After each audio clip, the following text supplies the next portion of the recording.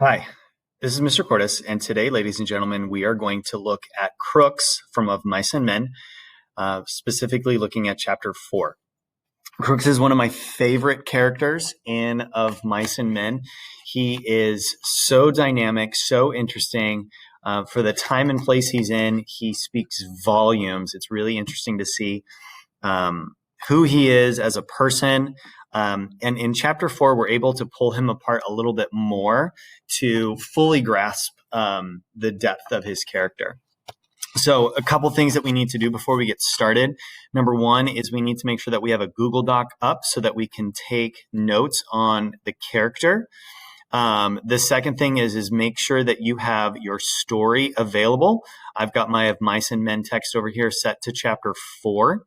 The first part is all description of his bedroom, and then it begins to go into his interactions with Lenny, which are just, I love that interaction. This right here, the character chart, if you're unable to make these boxes and squares, what you can do is create a simple table like this. So I've showed you guys how to do that before. You'll get your doc. I would strongly recommend it, saving it like as Crooks or Crooks Characterization. Go to Insert Table, and then simply, what is that? 1, 2, 3, 1, 2, 3, 4, 5, just like that. Boom, you're done. Click. It will come up, and you'll have these items. So we're going to look actually in two different places today. We're going to analyze the text, and we're going to put our notes down into these boxes right here. Then I've got some film clips that I've attached to this assignment as well, and you're going to fill in additional information for the film. So we're actually going to start with the book, and then we're going to go to the films, okay? So if you look at chapter 4, pause the video, set up your page, get that all ready. We're going to talk about Crooks. Crooks, the beginning of chapter 4, it says, Crooks is the Negro stable buck, had his bunk in the harness room, a little shed that leaned off the wall of the barn.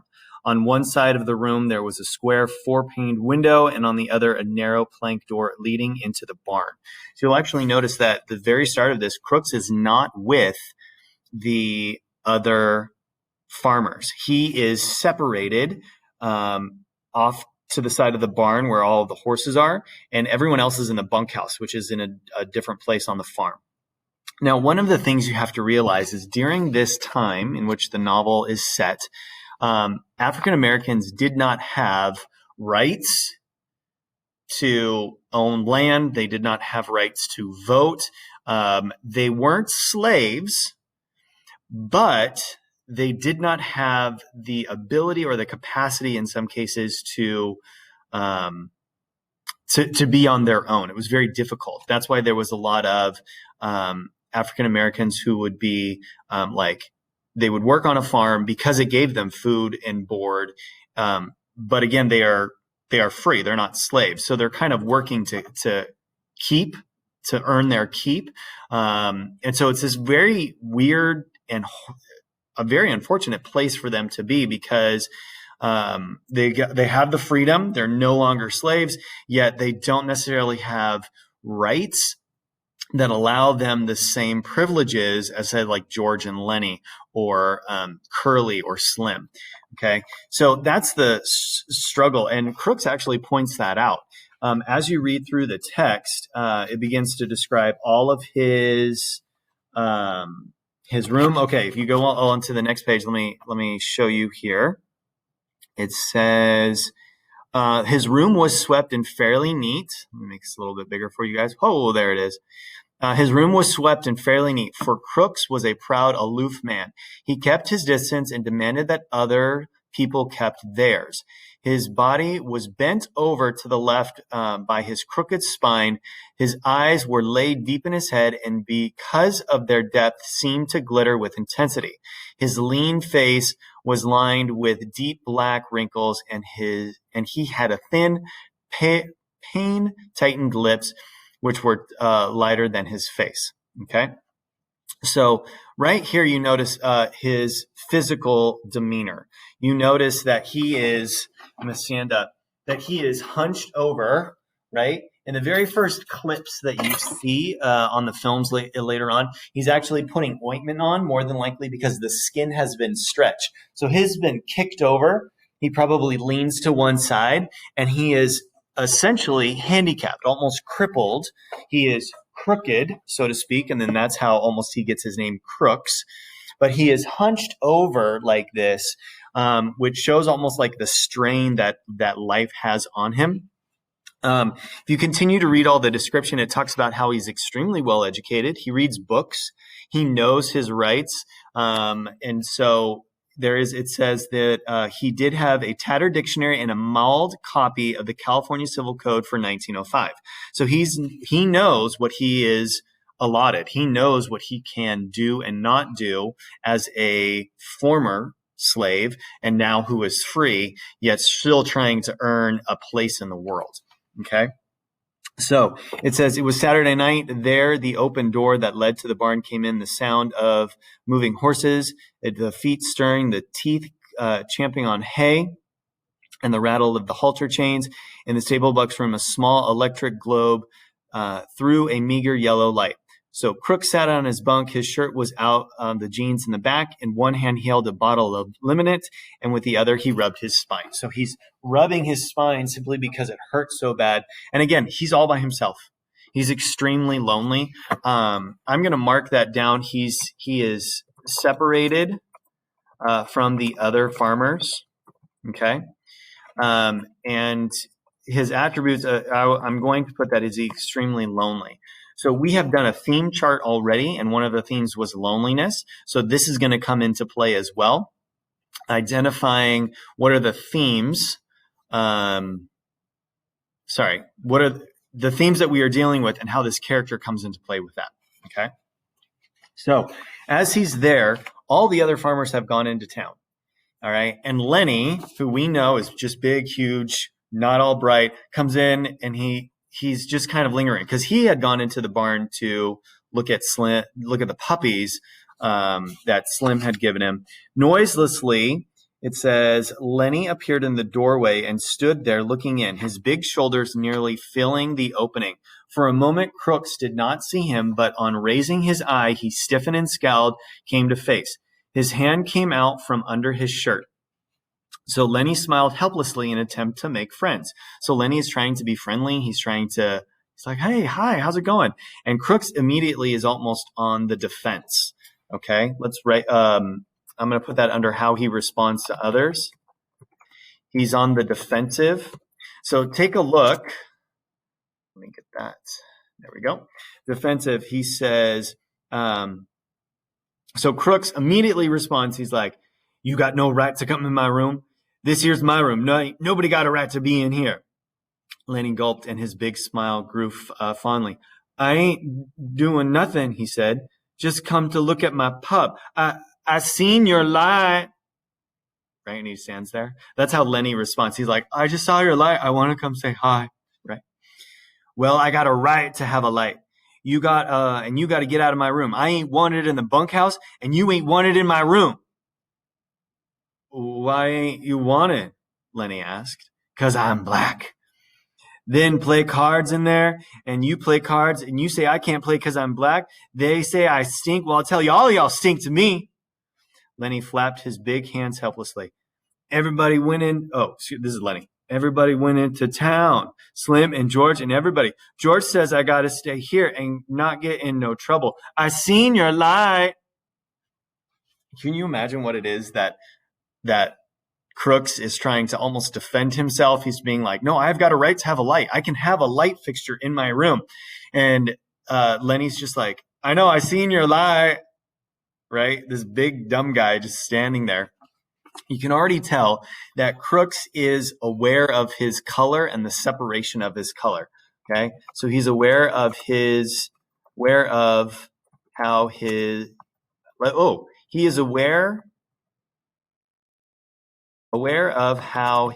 skin color affects others. Now, probably a better way to say that, but he's aware that him being black is an issue for other people. Okay. There was still the stigma that went with being an African American in the early 1900s. And so people are still stuck with that, thinking they're dirty, they're diseased, they're lower class. So in his mind, he's like, well, I can't go into the bunkhouse and play cards because you guys say I'm black and you say that I stink. He is painfully hurt from the past experiences that he has. And he's aware that his skin color affects other. Like it is a thing that withholds him. This is probably still an issue today for us. A lot of people create stereotypes or stigmas or pre-classified ideas based upon how someone looks or how someone behaves. So here for us, he's already on the defensive. Okay. You can already tell that he's angry, right? But at the same time, you can also tell that he's lonely. Okay. As you continue to read, it says, let's see here. Let me pull it up on this so you guys can kind of see versus just my book. It was Saturday night. Nonetheless, Lenny appeared in the doorway. Well, I ain't too want it because I'm black. They play cards in there and I can't play because I'm black. They say I stink. Well, I'll tell you, all of y'all stink to me. And then Lenny just goes into saying that they've all gone to town. He said, well, Crooks comes in. Well, what do you want? Nothing. I seen your line. I thought I could just come in and sit. Crooks stared at Lenny and he reached behind him and took down his spectacles and adjusted them over his pink ears and started again. I don't know what you're doing in the barn anyway. You ain't no Skinner. There's no call for a bunker to come into the barn at all. So at this point, Crooks is trying to figure out what's going on. And Lenny repeats, the pup. I came to see my pup. So Lenny lost his smile and advanced. I looked at him a little. Slim says I ain't to pet them very much. So they begin to talk. And Crooks finally says, come on in and sit a while, long as you won't get out of here and leave me alone. Okay. His tone was a little more friendly. All the boys go into town, huh? So we can put down, nope, I hit the wrong button. We can put down, let's go back to our Google Doc, that he tries to be friendly, when Lenny comes in. So once he realizes, oh, Lenny's just here to see his pup and not give any orders or demands or any try to harass Crooks. Crooks is fine with it. He's like, oh, okay, well, come on in and sit a while if you're going to be here, And as the story continues, I want you to continue to read because what's going to happen is George will come back and say, why didn't you kick Lenny out? And essentially he just says, well, maybe it was nice having someone to talk to. And it was someone. Lenny begins to describe the dream and Crooks is kind of like, huh, okay, you're crazy.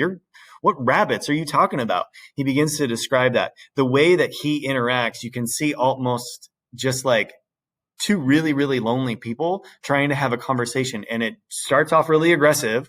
I seen your light. Well, I've got a right to have a light. And then it moves into this, okay, well, George went here and it begins to flow into this nice dialogue between the two. Before we go on to the videos, can you please find a moment? Let's do this. Out of the book, let's find a piece of textual evidence to put right here. To showcase how he is lonely. Okay. If I go over to the text, there's this one where it says, I'm not wanted in the bunkhouse. Well, I'll tell you, all y'all stink to me. Maybe that could be a part where he's lonely because he's purposefully segregated and separated from the other farmers. There's also a part in here, you travel around. Sometimes he just talks. And there's a part down here where it says, he begins to talk about his past. There wasn't another colored family for miles, and there ain't another colored man on this ranch. Just one family in Soledad. If something, it's just they use the word nigger because that is culturally relevant for that time. That's what he calls himself, and that's what he's known as. That's what people will say. Lenny asks, how long do you think it'll take before he just goes into the next conversation. So you've got Lenny sitting there thinking about rabbits and the puppies. And then you've got Crooks, who is just, trying to open up and be authentic and be real and have a real conversation with another person. And Lenny's just like, I've seen your lie. So the textual evidence, let's find something out. There's more as they come down here. Suppose George went into town.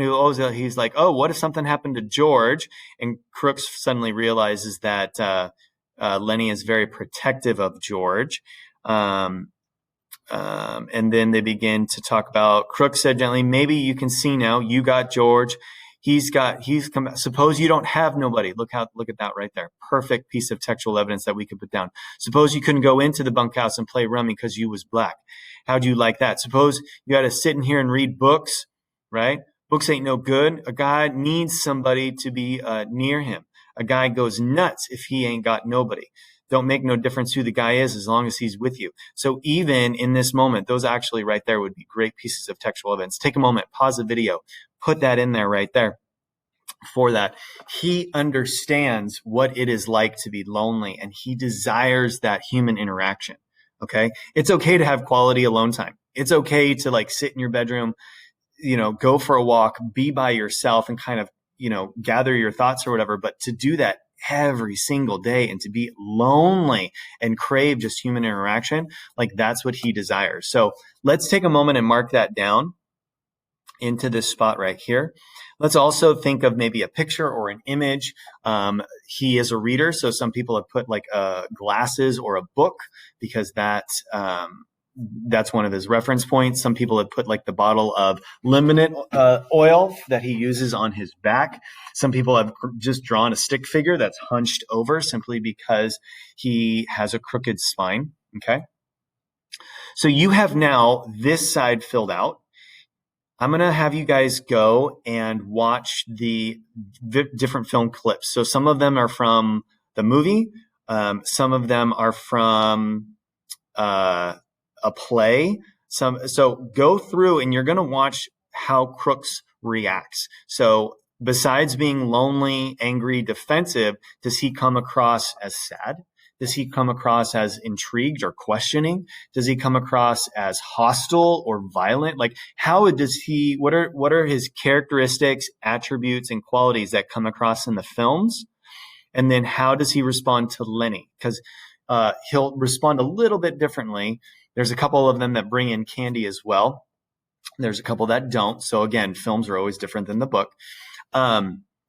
If you have not read through chapter 4, read through chapter 4, go through the films, add in those. You will turn in this page to the assignment on the Google Classroom.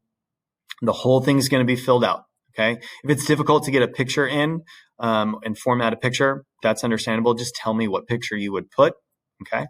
But make sure that you've got textual evidence. I'm going to ask textual evidence for both. So if you see that he's extremely hostile, put down a quote that he says for him being hostile. If he is still defensive or lonely or angry or upset, put down that piece of textual evidence as well, whether that's from the book or from the film clips. Okay. Let me know if you have questions or concerns. Love Crooks. Such a great character, such a dynamic character. He's kind of stuck in his ways, but he is so rich and such a quality character. Okay. Take a moment, finish this activity, and let me know if you have any questions or concerns.